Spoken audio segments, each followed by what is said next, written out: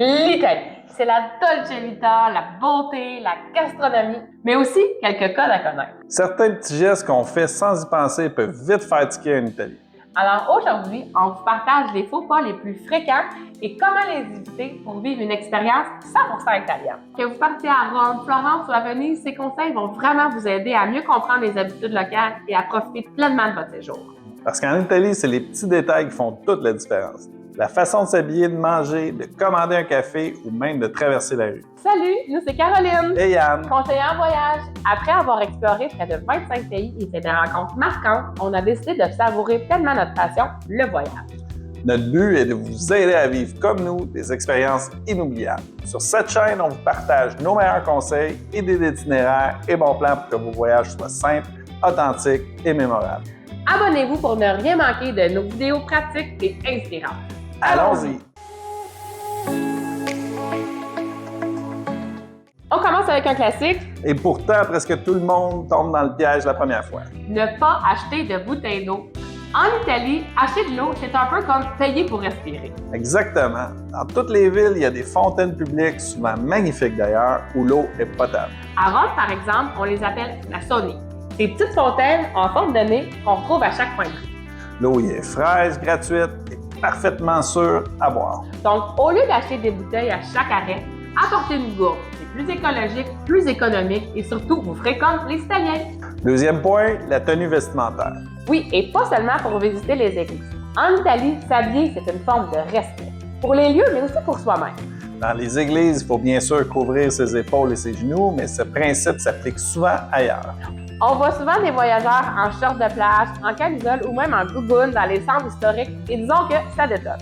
Les Italiens accordent beaucoup d'importance à l'élégance, même pour aller au café du coin, ils s'arrangent un minimum.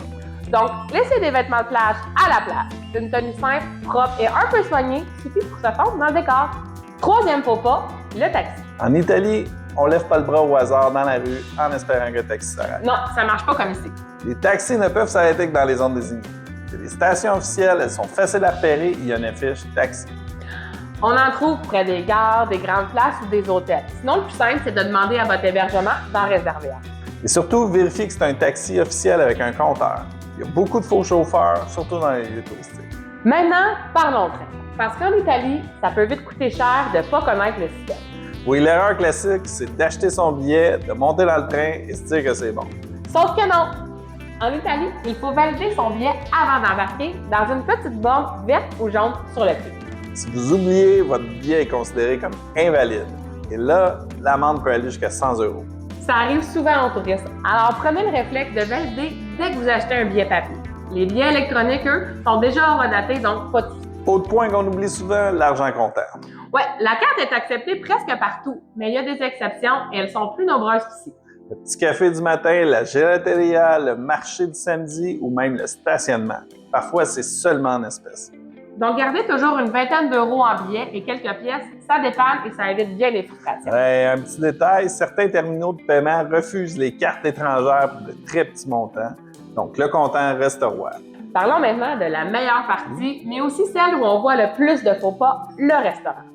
Premier réflexe, fuyez les endroits trop touristiques. Vous les reconnaîtrez tout de suite. Menu plastifié, plein de photos traduits en 10 langues et un serveur qui vous aborde dans la rue. Un vrai resto italien ne vous court pas après. Il se remplit tout seul. Le bon indice, c'est une carte courte, des clients italiens et des plats du jour simples, mais bien faits. Côté pourboire, inutile d'en faire trop. Le coperto et le servicio sont souvent inclus.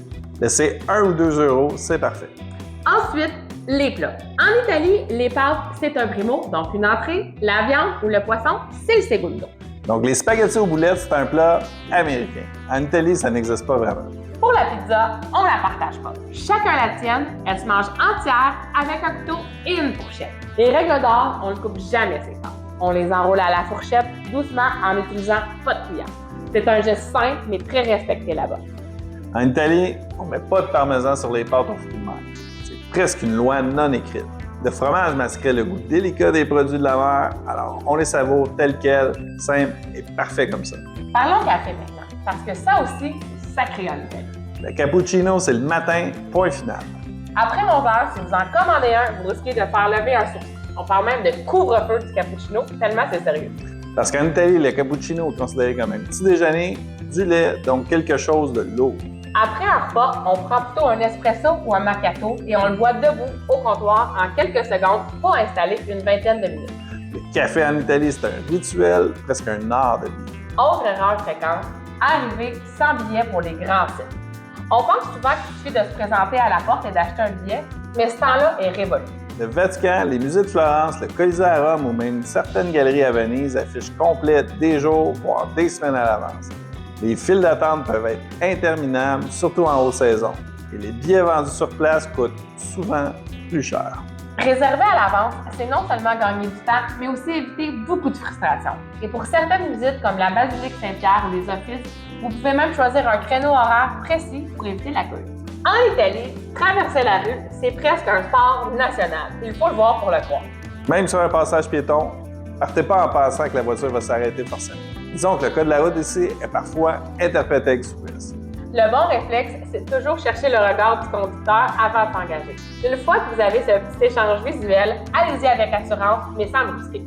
C'est pas de la mauvaise volonté. Les Italiens conduisent avec passion, disons avec intensité.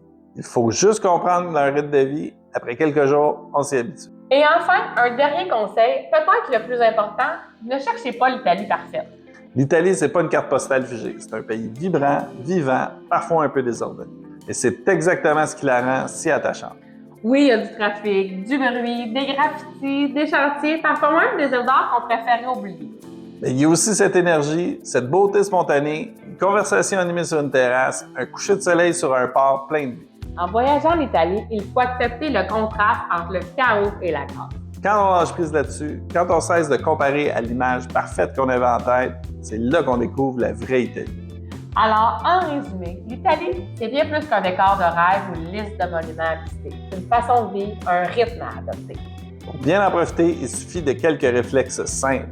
Respecter les coutumes, prendre le temps, s'habiller avec soin, réserver ce qui compte et rester ouvert à l'imprévu. Mangez comme les Italiens, buvez votre café comme eux, marchez sans vous presser et laissez-vous porter par l'ambiance. Parce que la magie d'Italie, elle est autant dans ses paysages que dans ses petits moments du quotidien.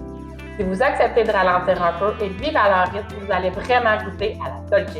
On veut savoir, lequel de ces faux pas avez-vous déjà commis ou lequel vous a le plus surpris? Dites-le nous en commentaire, on adore vous lire et échanger avec vous.